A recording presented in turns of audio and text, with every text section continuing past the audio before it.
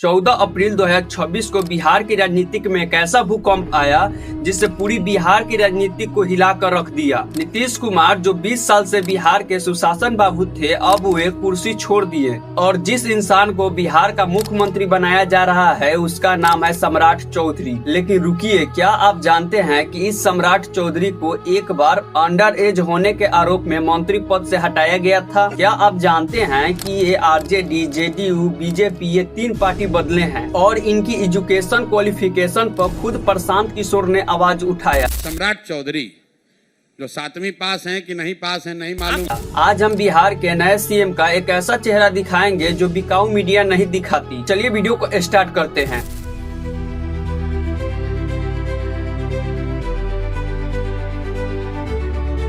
बिहार के मुंगेर डिस्ट्रिक्ट के एक छोटे से गांव लखनपुर में 16 नवंबर 1968 को एक बच्चे का जन्म हुआ।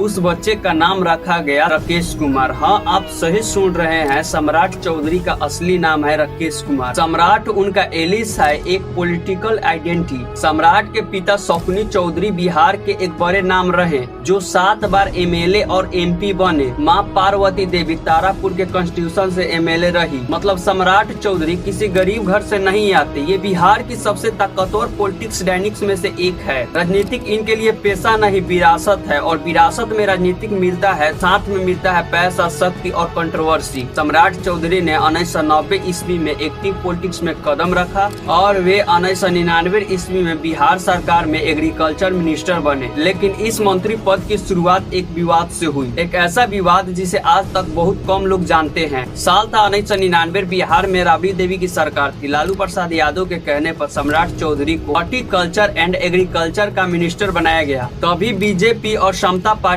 ने एक बम फोड़ा। उन्होंने आरोप लगाया कि सम्राट चौधरी उम्र में छोटे हैं, यानी मंत्री बनने के लिए मिनिमम एज नहीं है। बिहार के तत्कालीन राज्यपाल सूरज भान ने, जो खुद एक सीनियर बीजेपी का लीडर थे, जांच के बाद सम्राट चौधरी को मंत्री पद से हटा दिया गया। और सिर्फ हटाया ही नहीं बल्कि राज्यपाल ने राज्य सरकार को निर्देश दिया कि फ्रॉड और मिसपर्जेसेशन का मुकदमा दर्ज किया जाए और उन्हें बतौर मंत्री दी गई सैलरी और अलाउंसेस वापस लिया जाए। सोचिए, 1999 में यही बीजेपी उन्हें मंत्री पद से हटाया था और 2023 में वही बीजेपी इन्हें बिहार का प्रेसिडेंट बनाती है और आज 2026 में वही बीजेपी इन्हें बिहार का मुख्यमंत्री बना रही है। राजनीतिक में कुछ भी परमानेंट नहीं होता, न दुश्मनी न दोस्ती। लेकिन सवाल ये है कि जिस नेता पर फ्रॉड और फोर्जरी का आरोप लगा हो, क्या वे बिहार का सुशासन चला सकता है? और ये तो अभी शुरुआत है, असली खेल अभी बाकी है। भारत की राजनीतिक में दल बदल एक आर्ट फॉर्म बन गया है और सम्राट चौधरी इस आर्ट का मास्टर हैं। सम्राट चौधरी पहले आरजेडी में थे,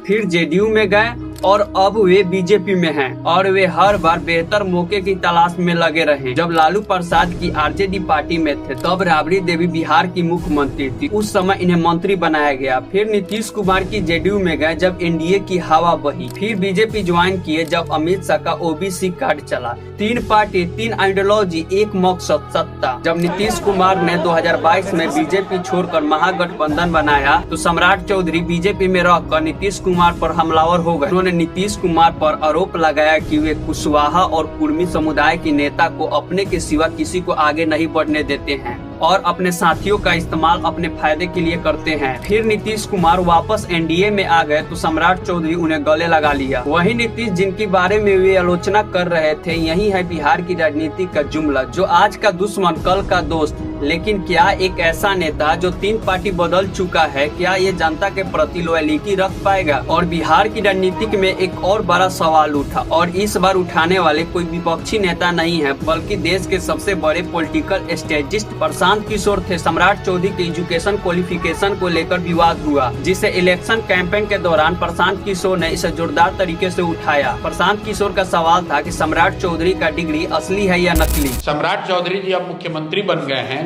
तो कम से कम अब उनको ये बता देना चाहिए कि वो 10वां पास किए हैं कि नहीं किए हैं और किए हैं तो किस साल किए हैं। विकिपीडिया के अनुसार उन्होंने मदुराई कमराज यूनिवर्सिटी से हाई एजुकेशन ली, लेकिन उनकी एग्जिट क्वालिफिकेशन को लेकर जानकारी सार्वजनिक रूप से इजिली अवेलेबल नहीं है। सम्राट चौधरी का एजुकेशनल बैकग्राउंड बिहार से है, हालांकि उनकी एजुकेशन की सर्टिफिकेट डिटेल अभी आसानी से अवेलेबल नहीं है। अब सोचिए, एक इंसान जो बिहार का मुख्यमंत्री बनने जा रहा है, जिसके हाथ में 13 करोड़ लोगों का भविष्य होगा, और उसकी डिग्री को लेकर इतना धुंधला क्यों है? क्या बिहार की जनता को ये जानना जरूरी नहीं है कि हमारे नया सीएम कितना पढ़े लिखे हैं, और अगर डिग्री सच में असली है तो उसे सार्वजनिक करने में क्या दिक्कत है? ये सवाल आज भी सम्राट चौधरी दे नहीं पाए। भारत में एजुकेशन एफिडेविट एक ऐसा डॉक्यूमेंट है जहां नेता खुद अपने बारे में सच बोलने के लिए कानून रूप से बांधे होते हैं, और सम्राट चौधरी के एफिडेविट में क्या है? साथ ही पब्लिक सर्वेंट द्वारा जारी आदेश के अवहेलना का भी आरोप है। इलेक्शन में मतदाताओं को गलत तरीके से प्रभावित करना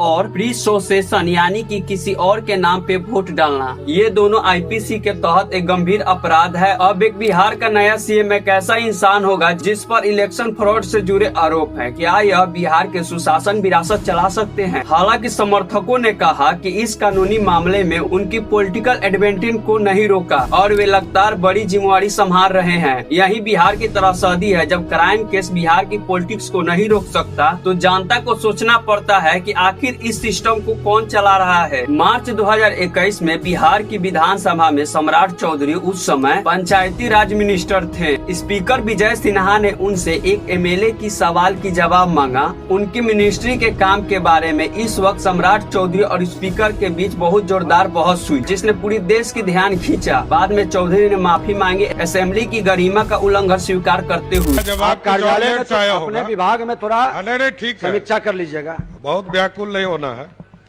आंशिक सकारात्मक है। आप एक चीज आपस लीजिए इस सबको, माननीय मंत्री जी आपस लीजिए। नहीं आप अध्यक्ष जी आपस लीजिए सबको। अध्यक्ष जी ऐसे नहीं चलता है। आप आपस लीजिए। अध्यक्ष जी नहीं होता है। अध्यक्ष जी इस तरह का डायरेक्शन नहीं व्याकुल चलता होना ये आसन को नहीं कर सकते हैं। आप इस तरह डायरेक्शन आसन को ये नहीं कर नहीं चल सकता है। है। आप इस तरह अध्यक्ष जी नहीं चला सकते। व्याकुल आसन नहीं, आप समझ लीजिए, कौन पूछेगा? इस तरह नहीं चलेगा।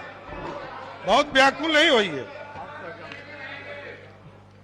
सदन स्थगित की जाती है। एक मंत्री जी से विधानमंडल की मर्यादा को पालन करना चाहिए, वे स्पीकर से ही उलझ गया। और जब एक नेता को माफी मांगनी पड़ती है असेंबली में, तो उसकी एक व्यक्तिगत हार नहीं बल्कि यह उस संस्था की हार है जो डेमोक्रेसी की रीढ़ है। क्या ऐसा व्यक्ति बिहार के मुख्यमंत्री बनने की काबिल है? साल 2016 में बिहार में शराब बंद है और यह नीतीश कुमार की सबसे बड़ी नीतियों में से एक है। लेकिन मई 2023 में सम्राट चौधरी ने एक ऐसा बयान दिया जो पूरी बिहार में तूफान खड़ा कर दिया। सम्राट चौधरी आरोप लगाया कि जेडीयू अध्यक्ष लालन सिंह ने अपने लोकसभा कॉन्स्टिट्यूशन मुंगेर में एक दावत में शराब परोसी, जबकि बिहार में शराब बंदी थी। इस बयान पर जेडीयू ने पलटवार किया। जेडीयू के बिहार स्टेट प्रेसिडेंट उमेश सिंह कुशवाहा ने सम्राट चौधरी के खिलाफ सेंसर रिजोल्यूशन पास किया और कहा कि एक पॉलिटिकल फैमिली में रहने के बावजूद भी इनके पास नेता की छवि नहीं है। एक ऐसा नेता जो खुद बिहार के उप मुख्यमंत्री रहे, उन पर उनका ही असेंबली पार्टनर ने उन पर शालीनता का आरोप लगाया। आज वही अपराधी नेता आज बिहार के मुख्यमंत्री बनने जा रहा है। यही बिहार की डेमोक्रेसी है, जो सबसे बड़ा क्राइम करे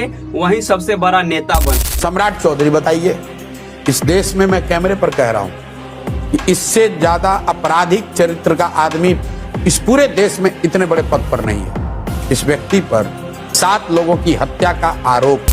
बिहार की राजनीति बिना कास्ट समझे समझ में ही नहीं आता। तो सबसे पहले हम बिहार की कास्ट को समझते हैं, और सम्राट चौधरी को समझना है तो पहले कुशवाहा कुर्मी कास्ट को समझना पड़ेगा। कोयरी कम्युनिटी बिहार की दूसरी सबसे बड़ी ओबीसी जाति है, पहले पे यादव है, और यह कम्युनिटी बिहार में नीतीश कुमार की वोट बेसिस थे। और लोग कुछ इक्वेशन बताती है कि बीजेपी को बिहार में ओबीसी की एक ऐसी चेहरे की जरूरत थी जो नीतीश कुमार के कुर्मी वोटर की बैलेंस करे, और सम्राट चौधरी कुशवाहा कास्ट की चेहरा, और वे बीजेपी के पिंजरे में फिट हो जाते थे। बीजेपी के अनुसार सम्राट चौधरी को बिहार का प्रेसिडेंट बनाने के पीछे अमित शाह की मजबूरी थी, ताकि कोयरी कम्युनिटी में बीजेपी की पकड़ मजबूत हो। लेकिन यहाँ पे एक सवाल उठता है, जब किसी नेता को जाति के बेस पर उसे आगे बढ़ाया जाए, ना कि उसकी काबिलियत को देखकर, तो नेता आखिर बिहार में सीएम बनकर वो नेता किसकी सेवा करेगा, जनता की, पार्टी की या उस कास्ट की जो इसे आगे बढ़ाया है। और ये सवाल बिहार के 13 करोड़ लोगों को पूछना चाहिए इस नेता से। जैसे जैसे नीतीश कुमार की राज्यसभा जाने की खबर आई, बिहार के सड़कों पर एक नई पोस्टर वार शुरू हुआ।